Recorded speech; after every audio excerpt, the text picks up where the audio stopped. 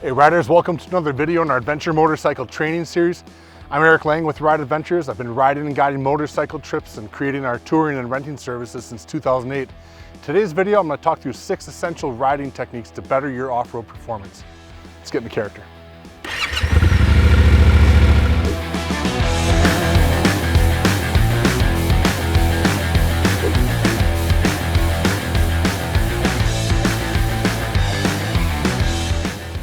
Maybe you're new to riding, maybe you've been doing this for a while, whatever the case, we all want to be better riders, right? So let's talk through some basic riding techniques, things you can practice on your own to make sure you're ready for the next big ride and riding further, safer, and having more fun.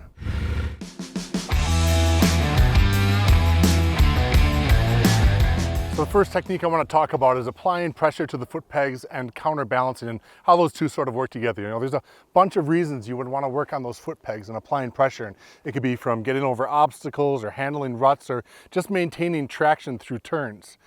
Something I could go on and on forever about, but motorcycling is a dynamic thing and every scenario is going to be a little different. So instead of talking forever about this, keep 3 important points in mind here.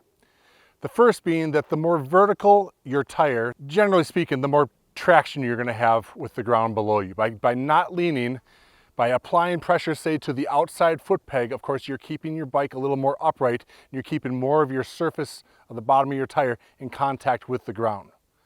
The second point to keep in mind is that, yes, we talk about pressure on the pegs and standing allows you to have a low center of gravity. Keep in mind that at least when I'm riding, I'm constantly moving my center of gravity and my weight around and over the bike. I'm leaning on the seat, I'm pulling with my legs, I'm using my torso and my hips and my abdomen, and not just worried about how low my pressure is or my weight is on the bike, because there's a whole lot going on. You're constantly moving, you need to apply pressure in different places. And the third thing to keep in mind is that you don't need to be fully standing in order to apply pressure to the foot pegs. You can do this from the seated position and even just slightly squatting. Of course, it's most direct and easiest to apply clear pressure from a standing position, but you don't need to be standing in order to manipulate those foot pegs and work with them.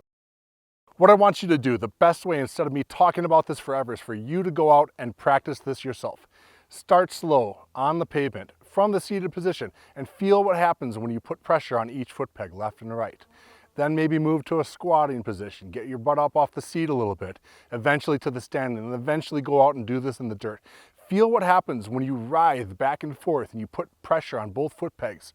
And how does that pertain to the needs of your handlebars to be turned to maybe counteract a mismovement or an imbalance or something like that? That counterbalancing, moving your body weight from left to right, and as that works with your handlebars, if that's something you practice over and over, you're going to be great at counterbalancing and using those foot pegs to get you through more scenarios.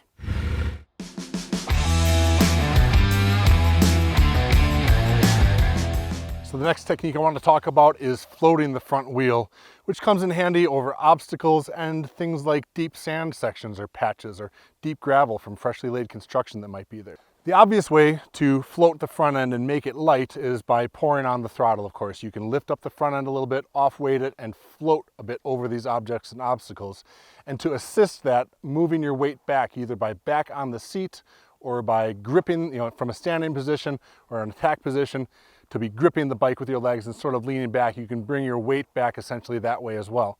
You want to do this to avoid getting your front wheel stuck down into sand. You don't want to enter the sand in a decelerating fashion, because doing so actually changes your contact point with the ground. So there's that thing called rake and trail, and if you know how those work, by letting your front wheel sink down, you're actually changing your contact point with the ground, changing the rake and trail of your bike, and that's where you can get head shake. You don't want head shake.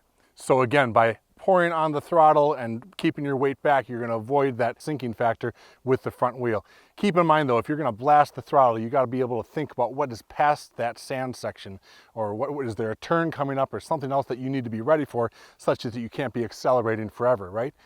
But to practice this, I want you to go out and find those sections. Find little obstacles that maybe you would be better floating the front end over. It could be just rocks or a log or a little stick or something like that. Float it briefly and then look for those opportunities for a shaggier, thicker sand section where you can maybe blast that throttle and float the front tire a little bit longer over maybe a 20 or a 30 meter sand patch. The faster you're going and the more power you're applying, actually sort of the lighter the front end gets. So that blast into the throttle can only be done for so long, but get out there and practice it and you'll be a better rider for it.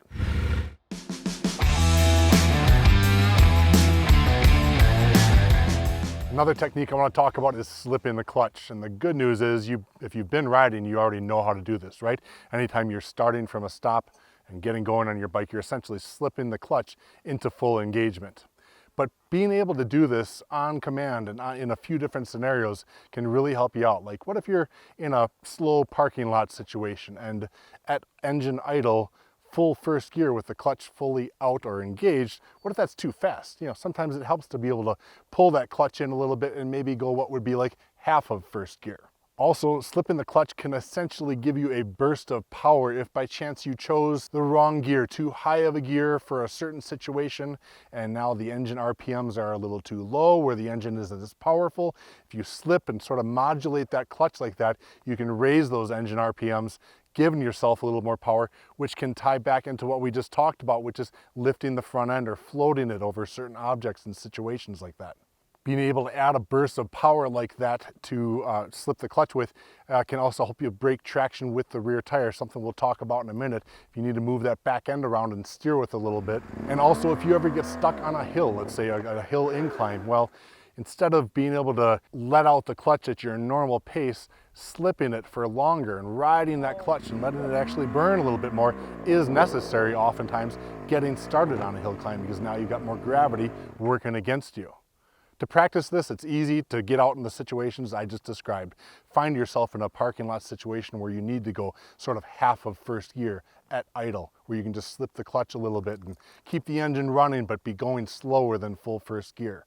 Put yourself in a hill climb situation where you're stopped, say halfway up the hill, and now you need to learn how to ride and slip that clutch out instead of going the normal 1 or 2 seconds to full engagement, maybe make it 5 or 6 seconds. Of course, nobody wants to ride and burn their clutch. You know, you don't want to burn it out unnecessarily fast, but ultimately that's what it's there for. It's meant to be heated up and used and eventually changed out. But slipping that clutch and learning how to work with it can get you through a lot of different situations.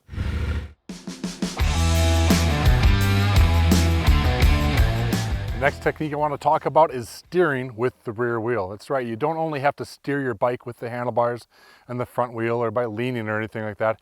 You can actually move and redirect your bike by moving the rear wheel. So this could come in handy for getting up and out of ruts or around little obstacles like rocks and things like that, but it can be done by just applying a sudden burst of power. Could be just throttle. It could be by slipping the clutch like we just talked about. Knowing how to move your back end like that will come in handy from time to time. It's actually quite easy to do once you've started practicing. It's a lot of fun. To get started practicing this, I want you to find simple flat gravel or some light sand or something like this. You could do it on pavement. I wouldn't advise that. It's better to start in a place that's actually kind of slippery and able to slip like this. So you need to be actually turning at the moment that you want to slip the rear wheel, right? If you're just going straight, you suddenly apply power, the back end might move a little bit, but it's better to have an actual direction, an arc of movement to turn with to actually then throw the back end out a little bit. And you can start this by just doing a circle, round and around and around.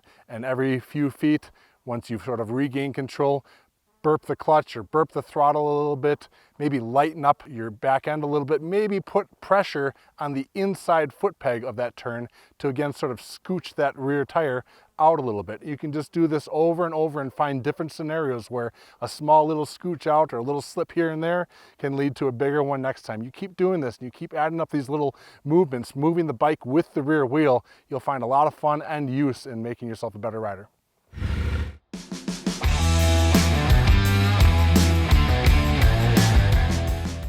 Another technique to keep working on is looking where you go, which sounds incredibly obvious, but not everybody's doing it. So there's all sorts of reasons to be scanning ahead and closer to you and seeing what kind of terrain and obstacles or turns or whatever you need to be ready for. But it also just makes sense psychologically to think about what your target is and where you are going. Keeping that in mind, Avoid target fixation. If you've heard the term, we've talked about it in other videos. You have to be careful with not looking at the rock or the obstacle in front of you, but in fact just looking to the side of it, looking at where you want to go. So whether it's avoiding obstacles or checking out what is ahead of you around a hairpin turn or around a corner or something like that, actually turning your head and motioning towards where you're going to go, it brings your shoulders into it, it brings your mind into it, brings your body and eventually your bike into the direction that you want to go.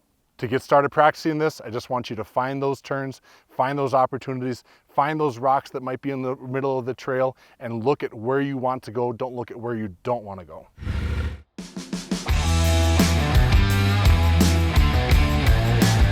The last technique I want to talk about is an incredibly important one, and that's emergency braking or emergency stopping, doing whatever you have to do to stop your bike and yourself as fast as possible.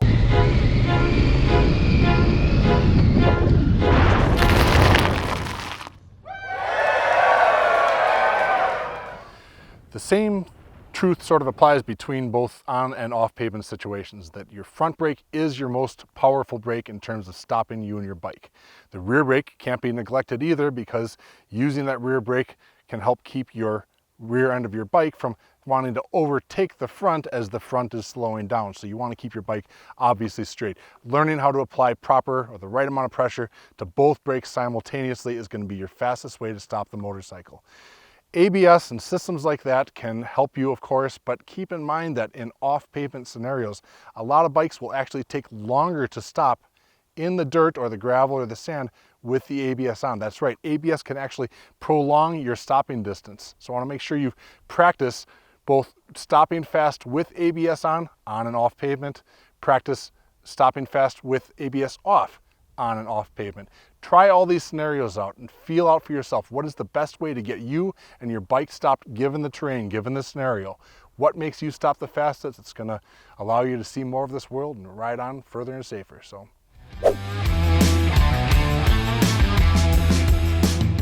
again, just a list of riding techniques that are not only fun to work on and practice, but they're kind of easier to get better at with time, and they're going to help you continue and grow as a rider. There's something I forgot to mention. Is there a technique that you know about that you think we should have mentioned, or is there any of these that you'd like us to go into further detail on in future videos? Be sure to let us know in the comments below. And also, of course, like and subscribe to the channel. Come on, tell us that you want us to keep doing these things. Hit the notifications button so that you're seeing future videos. And thanks for watching, everyone. Ride on. We'll see you out there. The next technique you want to...